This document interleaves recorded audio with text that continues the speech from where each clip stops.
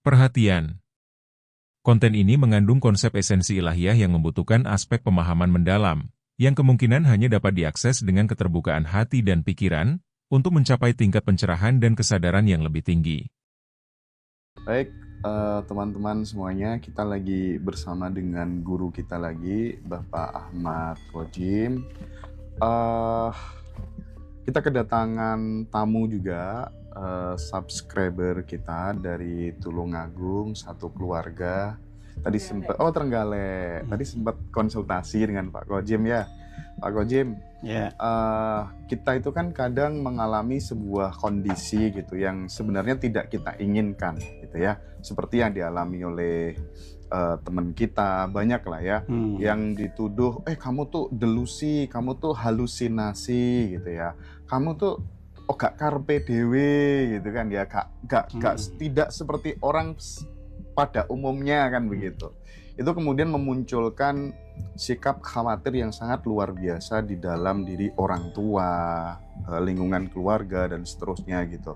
Banyak Pak Khodim yang dikit-dikit tentang Ibu Ratu Kidul, atau kemudian case-nya mungkin Pak Khodim lebih tahu lah ya, potret-potret dinamika spiritual orang yang mungkin dipengaruhi oleh apa saja gitu ya. Itu saya pengen ini sebagai pembuka gitu Pak Khodim, supaya berarti aku sedang mengalami fase ini ketika mengalami hal-hal seperti itu.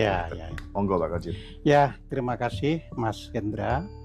Yang pertama adalah saya selalu lakukan disclaimer dulu, bahwa apapun yang saya pakai untuk menjawab ini sebenarnya sudah saya tuliskan di buku-buku yang saya tulis sejak tahun 2000. Artinya bukan barang yang baru gitu ya. Nah, ini penting supaya kalau ingin jawaban yang sangat panjang runtut ya mesti membaca lewat buku yang saya tulis. Tapi kalau hanya poin-poinnya ya bisalah kita sampaikan lewat podcast. Podcast itu pun ada dua macam kan, ada model seperti Mas Hendra begini ya kan. Itu banyak kan yang di YouTube itu saya sampai 3 jam itu kan banyak itu. Ya. Tapi kalau yang 2 jam sampai 3 jam itu kan nggak ada. Yang betul-betul nyimak itu kurang dibandingkan yang 30 menit, 40 menit itu gitu ya. Tapi sebenarnya yang panjang itu justru karena dasarnya itu betul-betul sesuai dengan alur. Nah, kalau sekarang ini kan pertanyaan poin istilahnya. Jadi mengapa sih ada orang yang kok seperti delusi atau seperti halu dan sebagainya. Nah, itu begini. Jadi kita ini memang di dalam hidup ini kalau kita mempelajari ilmu Jawa itu ada 2 hal yang harus diperhatikan supaya kita bisa ngontrol diri kita.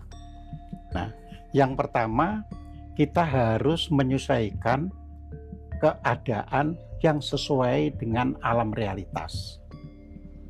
Begitu kita keluar dari alam realitas itu orang mengatakan halu, mengatakan delusi dan sebagainya ya. Nah, realitas itu apa ya? Realitas itu adalah segala sesuatu yang dijangkau oleh indera manusia secara umum ya. Jadi misalkan ya, saya kan sudah pernah menyampaikan ketika saya bertemu dengan Profesor Peter Carey ya, pernah saya sampaikan kan seorang profesor sejarah dari Universitas Oxford, dan saya bertemu ngobrol-ngobrol. Lalu kami pada waktu itu berempat dengan Profesor Peter Carey. Salah satu teman itu bertanya kepada Profesor Peter Carey, apakah Profesor percaya adanya Ratu Kidul? Ya. Karena beliau itu seorang sejarawan yang saintis, ia tidak langsung itu kepercayaan ini, enggak ya. Ternyata seorang sejarawan yang betul-betul menjadi seorang ahli sejarah itu juga meneliti berdasarkan arkeologi, juga meneliti berdasarkan legenda-legenda masyarakat, juga meneliti berdasarkan mitologi-mitologi, lalu berdasarkan inskripsi atau prasasti-prasasti. Nah, semua itu akhirnya kan dicek ya, dicek satu persatu ya, supaya bisa ditemukan benang merahnya. Lalu beliau menjawab, ya, untuk hal-hal ya yang selama ini hanya sebagai kepercayaan, seperti Ratu Kidul itu kan selama ini bagi orang umum kan hanya sebagai kepercayaan, ya kan. Maka dia mengatakan, ya kita hanya bisa bicara dengan orang yang sudah bisa sampai di dimensi itu. Ya. Di luar orang yang sudah sampai pada dimensi itu nggak akan bisa menemukan titik temunya, itu nggak akan bisa. Ya. Jadi di situ. Nah, orang yang sampai di dimensi itu ya tentunya ya butuh orang lain yang sudah sedimensi. Kalau tidak sedimensi ya tidak bisa. Itu pertama. Yang kedua adalah karena kekuatan pikiran. Seperti yang sudah saya sampaikan ya kan. Kita kalau dari kecil tidak percaya ada hantu, ya kan? Betul-betul tidak percaya ada hantu. Ya, tidak akan bisa ketemu hantu. Ya. Kalau toh ada sesuatu itu hantu bagi dia, oh pikiran saya mungkin lagi halu, hanya begitu. Karena dari kecil tidak percaya adanya hantu, ya. Sebaliknya kita yang dari kecil diasuh oleh orang tua yang onomomo misalkan, ya ada hantu ini, ada hantu itu.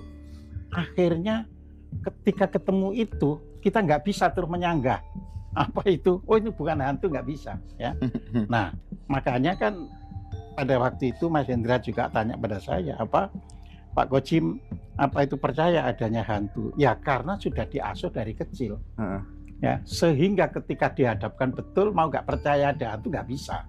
Itu yang saya katakan ya, ketika menyeberangi jembatan lalu ada hantu yang berupa anjing sebesar sapi, ya kan? Termasuk darah di kamar hotel.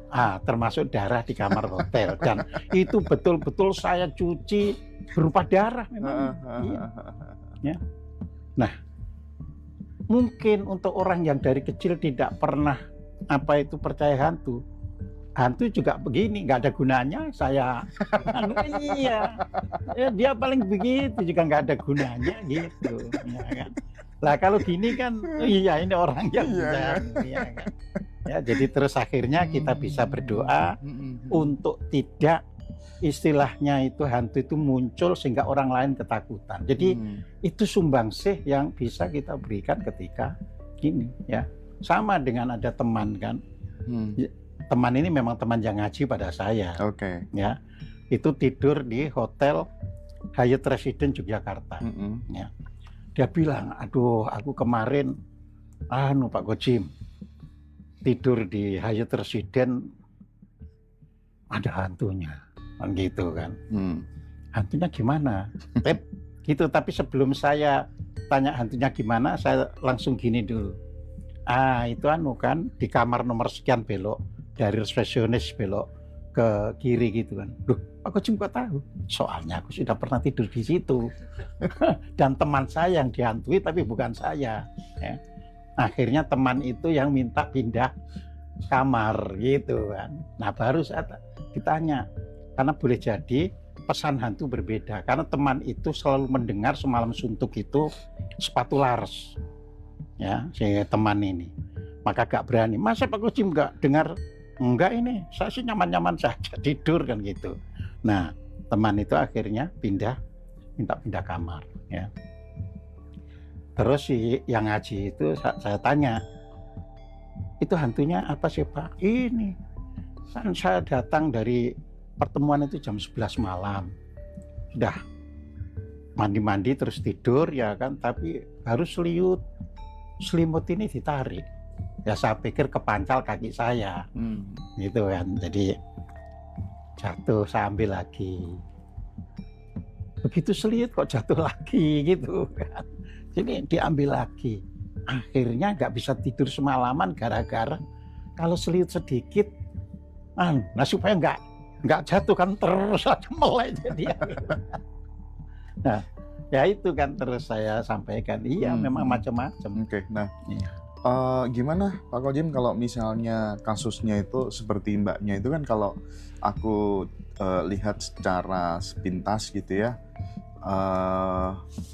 jadi kan merasa dilibatkan, ikut terlibat, terpanggil jiwanya terkait dengan kebangkitan Nusantara atau kejayaan Nusantara gitu. Tapi yang jadi konsekuensinya adalah orang tua jadi khawatir, ya kan? Suami jadi nggak karu-karuan, melihat kan ada perubahan-perubahan perilaku sebagai konsekuensi hal itu gitu ya. Nah, menariknya Pak Kojim, yang terjadi dengan Mbak ini gitu, Mbak Winda, atau itu terjadi di banyak orang gitu. Banyak orang mengalami hal yang seperti itu gitu. Saya bilang banyak orang karena saya ketemu banyak orang yang model begitu gitu.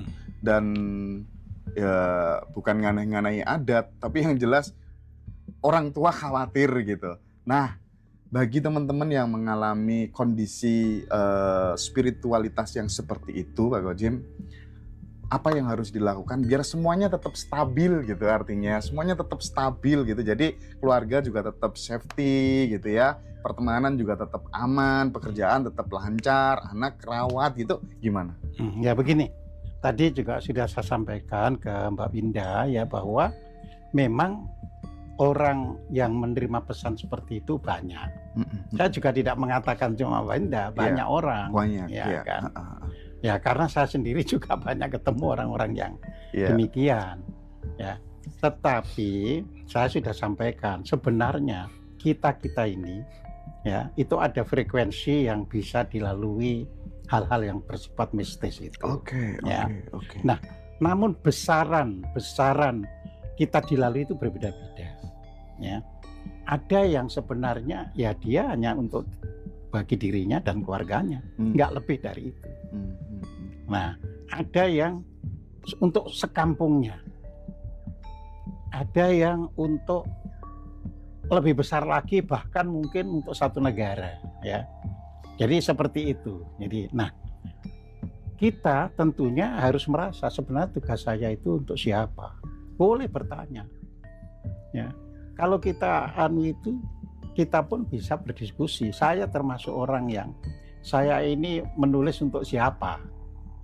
Ya, kalau engkau memang memberitahu saya, ya kan saya juga butuh ya tugas ini untuk siapa, untuk apa ini sekeliling keluarga saya saja, atau hanya untuk teman-teman saja, atau untuk semua. Ya. Nah, di sini nanti ada semacam getaran tentu yang bersangkutan yang bisa menangkap ya. Saya tidak bisa mengatakan itu akan bisa kita tangkap seperti gini-gini, nggak bisa. Cuma yang bersangkutan akan memahami, ya kan. Nah, itu ada juga istilahnya, kalau kita sudah tahu porsinya, kita juga tidak semacam dikejar-kejar. Iya. Ya, kita tidak semacam dikejar-kejar. Ya, saya ya langsung sebut, badanmu, ya Kojim. Kalau kamu mendapat tugas, maka kamu harus tetap sehat. Ya, kamu harus tetap kuat. Pikiranmu harus tetap cerah. Ya, kita sapa diri kita begitu. Nah, nanti ringan. Ya, masalahnya Mbak Winda ini nggak menyapa dirinya. Ya, sehingga seperti harus untuk semuanya gitu. Ya. Bandren. Iya. Kalau sudah begitu, pekerjaan kita apa saja akan bisa istilahnya lakukan seperti kalau kita kerja di perusahaan.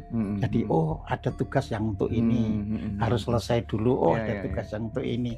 Jadi tidak mungkin apa itu terus semuanya untuk ini sehingga lainnya keter. Tahu keter ya? Iya. Apa bahasa Indonesianya keter itu? Terbengkalai. Ya. Jadi aku juga pernah dikasih salah satu nasihat gitu, Pak Kojim, sama salah satu guru gitu. Poinnya Mas Hendra, kalau misalnya pesan-pesan itu justru malah membuat kondisi keluarga berantakan dan lain sebagainya, mending diem aja, dapat pesan apa diem aja, nggak usah ngelakuin apa-apa. Parameternya itu dulu gitu.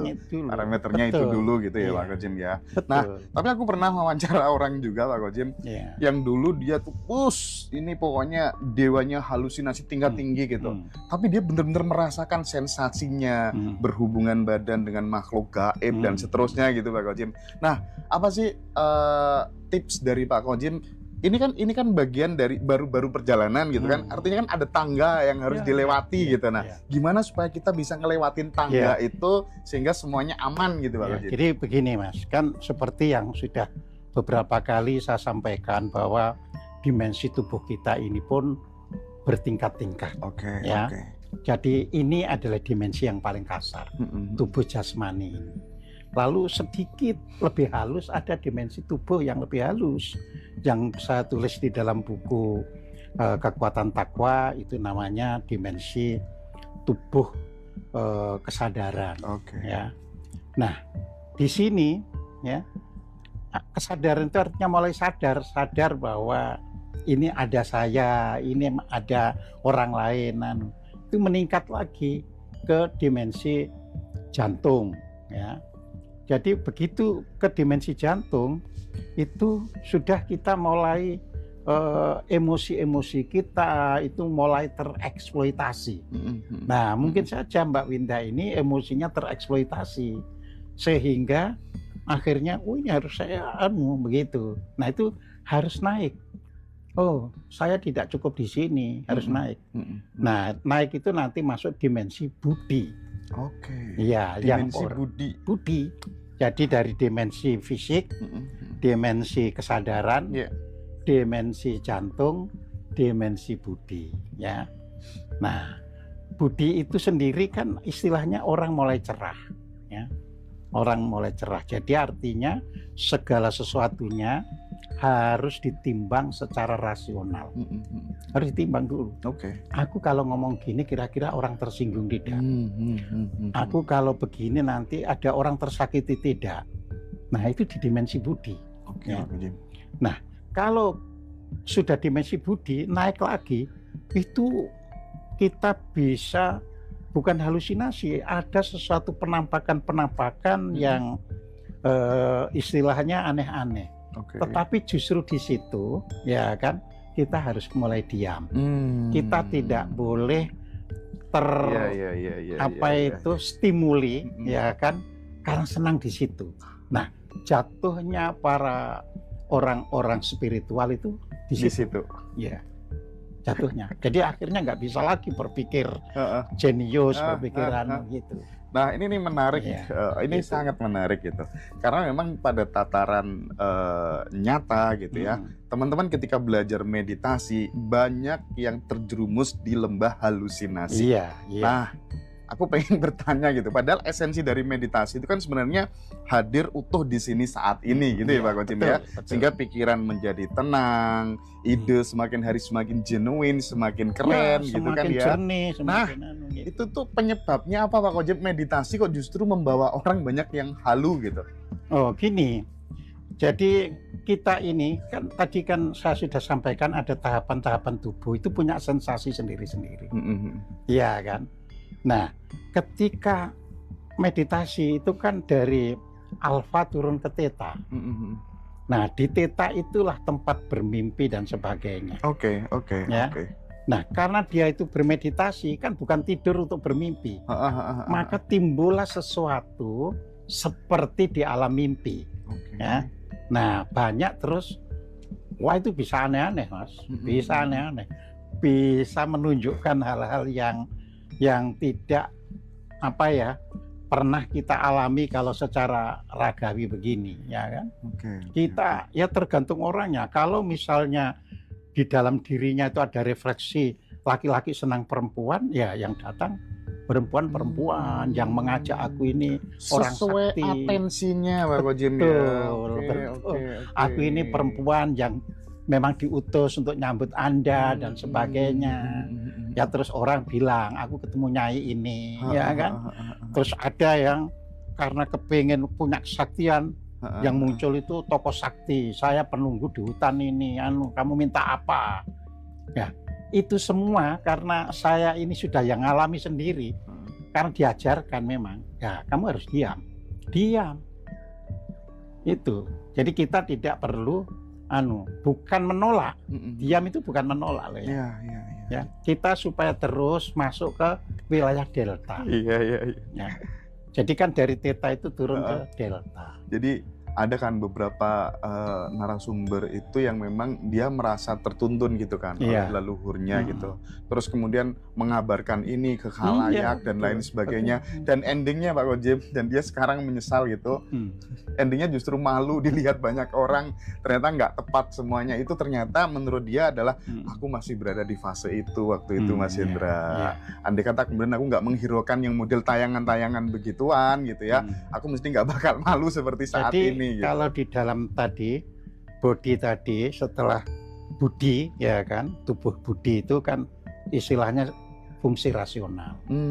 Ya kan, terus naik tadi. Nah, itu yang bisa menimbulkan kayak halusinasi dan sebagainya. Ya, ini sudah fase jinem.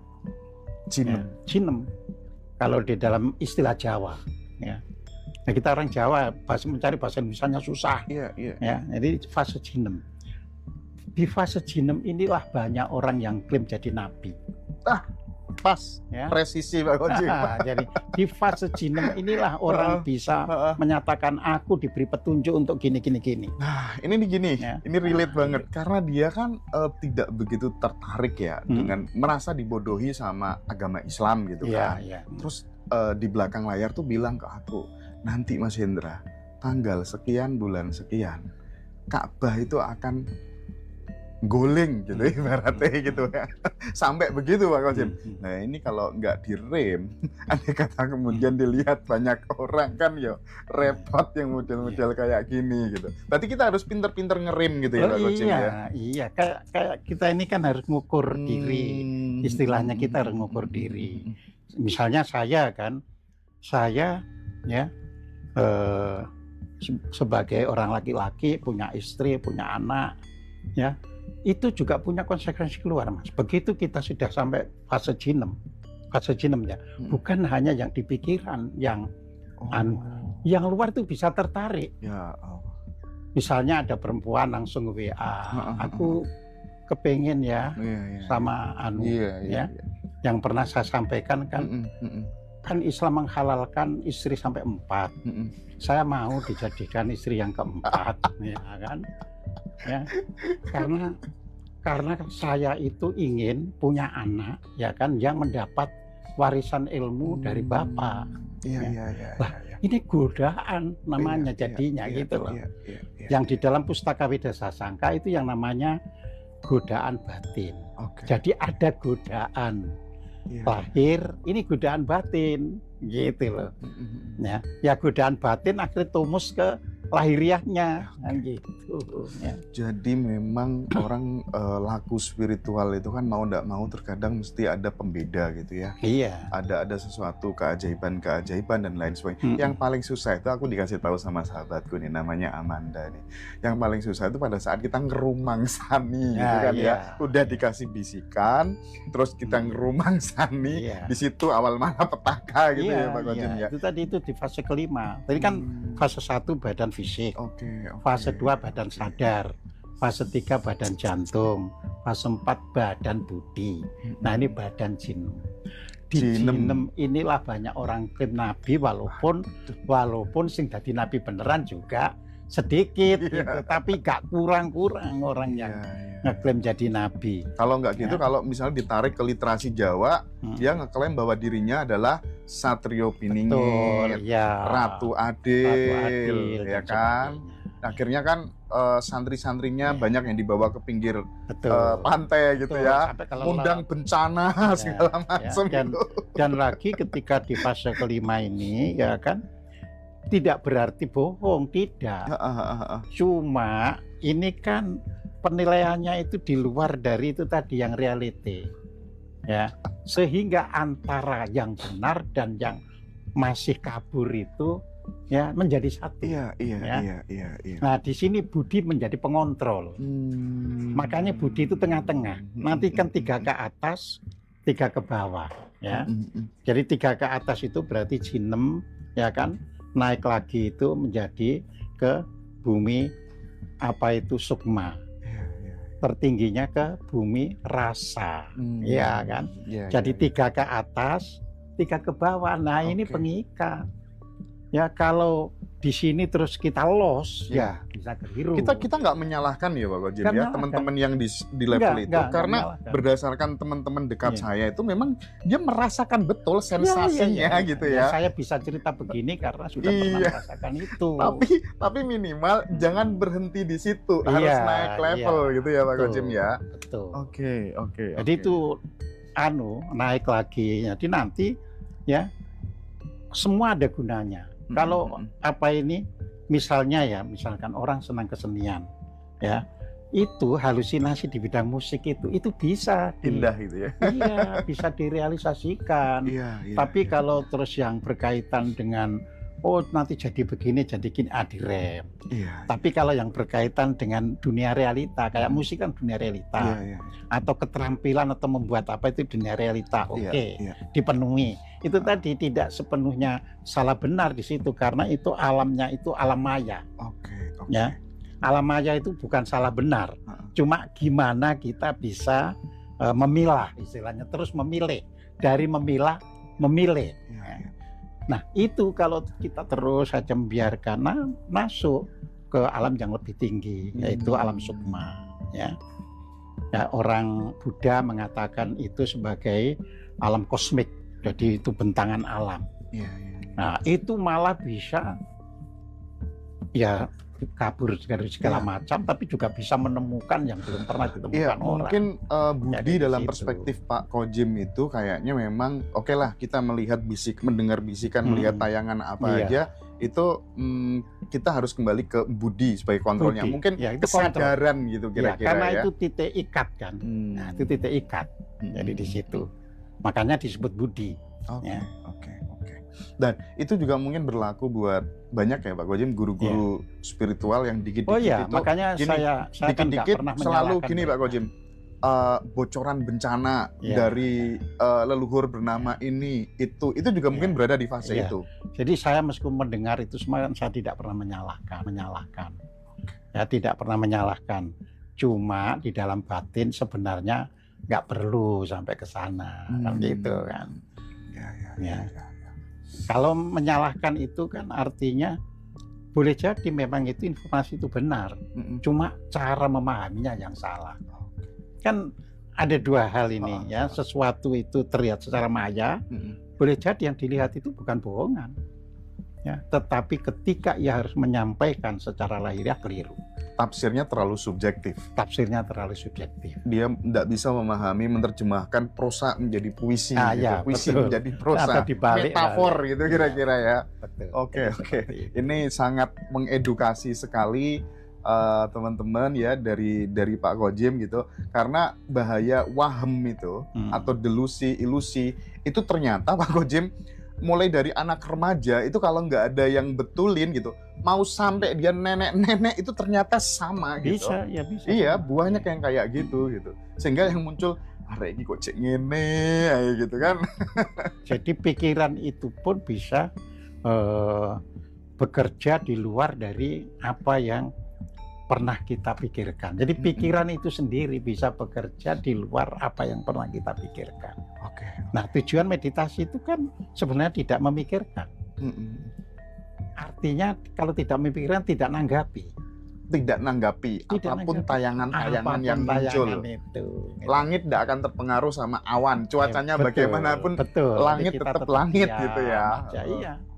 Jadi di situ. Jadi kalau kita ngerespon, kita nggak jadi penyaksi, justru kita larut dengan tayangan-tayangan itu gitu ya. Kaidah Jawa sebenarnya urip sajroning pati, pati sajroning urip itu apa? Itu adalah kala meditasi.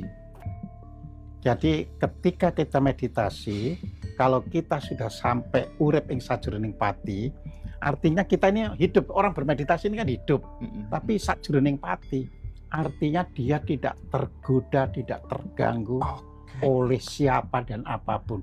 Karena pati, ya. Terus mati sajroning urip, ya. Ia memang tidak bisa digoda tapi masih hidup. Nah, jadi seperti itu. Oke. Nah, nanti akhirnya kita bisa, ya, oh saya harus di sini saja sampai, ya, saya harus menulis ini. Makanya banyak orang, Pak Kojim, kok ini baru ditulis sekarang, kok nggak dulu, kan gitu kan. Ada sampai yang bertanya itu, kenapa Syekh Siti Jenar yang ditulis makna kematian dulu, tidak makna kehidupan dulu, ya kan? Ya, nanti kita bicara soal itu ya. Iya, seperti itu. Teman-teman silakan ya, borong bukunya Pak Kojim ya. Berbagai macam buku udah ditulis sama beliau, tapi justru yang mengamankan adalah kampus-kampus di luar negeri gitu ya. Sementara anak bangsa sendiri yang di dalam negeri, aduh, ini perlu perlu ada pembenahan gitu kira-kira ya. Teman-teman melalui media ini, melalui Ngaji Rosto, silakan yang mau butuh buku-bukunya Pak Kojim dengan berbagai macam judul. Insya Allah itu sangat berguna untuk pertumbuhan spiritual sahabat-sahabat semuanya gitu ya. Nanti mungkin di akhir dialog kita, nanti mungkin Mbak Winda bisa tanya-tanya langsung gitu, biar ada interaksi gitu ya Pak Kojim ya. Iya. Biar ini sebagai pembelajaran buat semuanya. Buat gitu semuanya. Ya. Pembelajaran buat semuanya gitu. Baik, terima kasih. Di segmen yang pertama ini cukup mungkin bisa ngunjuk dulu Pak Kojim.